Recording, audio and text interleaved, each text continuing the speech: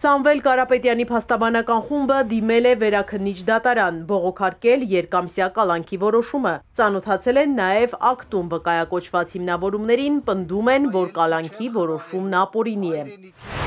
Ռուսական շրջանակները նաև պաշտոնական մակարդակով շարունակում են հայտարարություններն ի պաշտպանություն իրենց երկրի քաղաքացու։ Պուտինի խոսնակ Դմիտրի Պեսկովն է անդրադարձել գործարարի կալանքին եւ վերահաստատել. Մոսկվան պատրաստ կլինի իր քաղաքացուն տրամադրել անհրաժեշտ օգնությունը։ Միևնույն ժամանակ Ռուսաստանի նախագահի խոսնակը նշել է, որ Հայաստանի ներքին գործերին միջամտելու ցանկություն չունեն։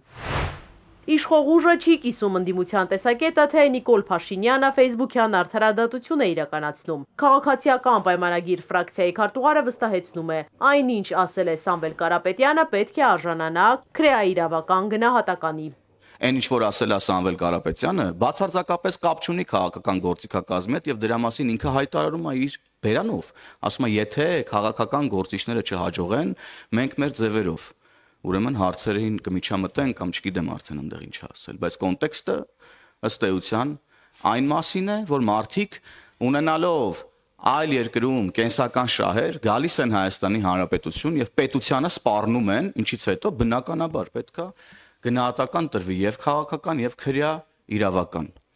Եվ ինչպես այո իրավացիորեն պարոն վարչապետն ասել է, պետության համը պետք է մնա նրանց բերանում։ Գործարարը մեղադրվում է իշխանությունը զավթելու հրապարակային կոչ հնչեցնելու համար։ Կարապետյանն ինքն իր մեղադրանքն անվանել է շինծու, կալանքը ապօրինի։ Մայրաթոռին աջակցություն հայտնած Կարապետյանի փաստաբաններն ասում են, գործարարը ոչ թե իշխանությունը զավթելու, այլ եկեղեցի իշխանություն հաշտության կոչ է արել։ Ցանկացած սպառնալիքի իրական լինելու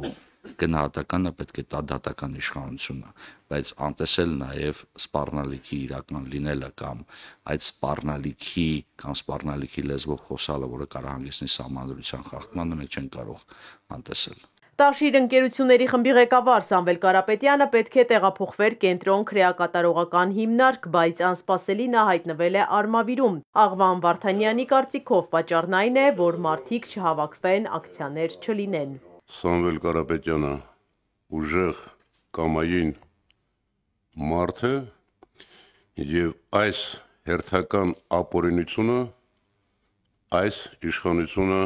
չի մարսելու։ Իշխանության վերաբերմունքը եկեղեցու նկատմամբ սնում է ատելություն նաև այն պաշտպանողների հանդեպ։ Պատիվ ունեմ խմբակցության քարտուղարն իր տեսակետն ունի, թե ինչու իշխանությունն անմիջապես ու նման եղանակով արձագանքեց Կարապետյանի խոսքին։ Հեղինակավոր անձանց իսատարում եկեղեցու հայտարարությունները կամ որևէ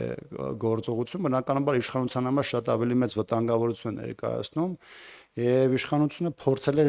հնարավորինս շուտ կանխել եկեղեցու շուրջ ստեղծված իրավիճակը եւ նաեւ դրա շուրջ հնարավոր հասարակական մոբիլիզացիան։ Սա քաղաքական հետապնդում էր իմ համար ակնհայտ է։ Ընդդիմադիրների կարծիքով իշխանությունն ամեն գնով փորձում է կանխել մոբիլիզացիան ի պաշտպանություն եկեղեցու։ Վստահ են, որ չեն հաջողելու։